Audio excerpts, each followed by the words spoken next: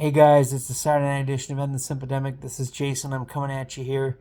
I actually started filming just a couple minutes ago, but I accidentally hit a button and cut off short. So this is a take two. But tonight in the Simpademic, I found a short from a creator named Darius M. Good channel. Link will be in the description. Go like the short and give him a sub. This is a little bit different of a different twist from the usual women needing a 6 foot tall man who makes six figures and has six-pack abs in order to be able to date them. And he has a woman on here who expresses that this is not necessarily true if a woman finds a man physically attractive. The monetary things go out the window. They don't have to make six-figure income. They don't have to spend $200, $500 on a date. They don't have to do any of that stuff, because if she thinks that he is very attractive, all of that goes out the window magically. On the contrary, if you're an average to below average guy like myself, then yes, you will have to spend an inordinate amount of money, be 6 feet tall, make six figures, and things like that. An average guy like myself would find it very expensive to date, which is by and large why I don't do it.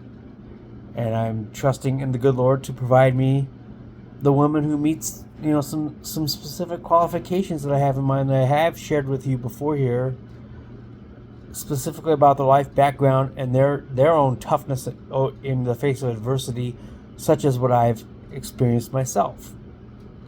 For reasons I've explained before, so I'll spare you all the details on that part. But as far as the whole money thing is concerned, the reason why they demand this out of less attractive men is to compensate for that lack of attractiveness. And they want to get, if a man is highly attractive, that is the value that they are receiving and that the man is bringing.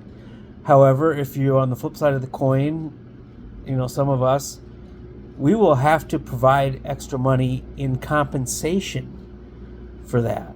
And so that is a truism that really hit me hard. But it's not because I've necessarily personally experienced it, but I have had friends and others who have. And so this is how I know that this one is a truth. It's absolutely a truth. And, I want to thank Darius for bringing this to our attention. Again, short will be coming on the Twitter X page of mine shortly, at End the Simpademic, and just let me know what you think about all this. It's kind of a refreshing twist on the typical manosphere content, because I think it digs a little bit deeper into some of the truisms of how women view men, and that there are exceptions to some of the rules that they've put out there, or some of the standards, especially if the guy is particularly good looking. Then they could be, a broke guy off the street. I've seen some of this in the Twin Cities, in my days as a part-time Uber driver. I saw a lot of this at late nights, where these extremely highly attractive women would be with some guy who's clearly a broke loser, but, maybe very good looking. They might have been attracted to them, on a physical level. And they would still be with them and would be paying for the rides home, because I knew that they were broke and they were not afraid to tell me this. So I've seen this at play in kind of a backwards, twisted way. Didn't affect me personally per se, but so anyway, that is the truth out there or at least what I have found to be a truth out there. And so anyway, I got a comment actually on my Facebook page from my stepsister in Colorado, saying, get yourself, a haircut. That's coming, because I've not had a chance to get in this week, and I'm doing work on myself as far as going to the gym again. I joined a boot camp gym on Thursday, went there for the first time, and I'm going to go back on Monday and Wednesday and Friday of this week. I love this gym because of the fact that men cannot, we can't risk having TikTok women filming us, and in a class boot camp gym like this, filming is not allowed. And so I am very comfortable with these people. I'm very comfortable with the trainers. I think they're awesome, and they've been helping me get back into the swing of things. And hopefully by the time I go back to Texas in July, I will be much better looking and much more in shape. So even one of my trainers at the new gym knows I'm going down there, knows that I have that as a goal.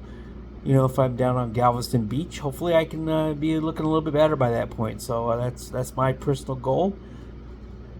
Maybe I can move the monetary needle on this dating thing a little bit by putting in some extra work, and that is the goal here. And yeah, I am getting a haircut tomorrow, not tomorrow, but earlier this week. Just haven't had a chance to get in, and the place can get very busy too, so that hasn't helped. So anyway, this is Jason and the Simpademic. Enjoy your Saturday night. I'm crashing early.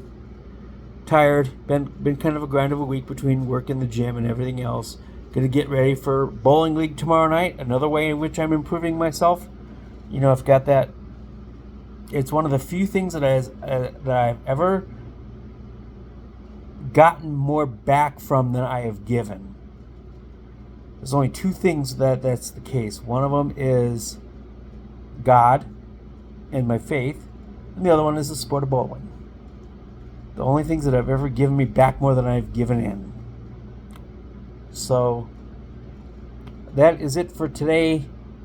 My little spiel and rant is over. Off to post the Darius short, and Darius M is his channel, and I really encourage everybody to go out there and take a look at it. If you have any differing thoughts on this, please drop it in the comments below. I would definitely appreciate it, and I appreciate everybody who follows me as usual. Again, a comment can be a future subject of an episode. So you folks have a good rest of the night. Enjoy your weekend. Enjoy your Sunday. And peace out, homies.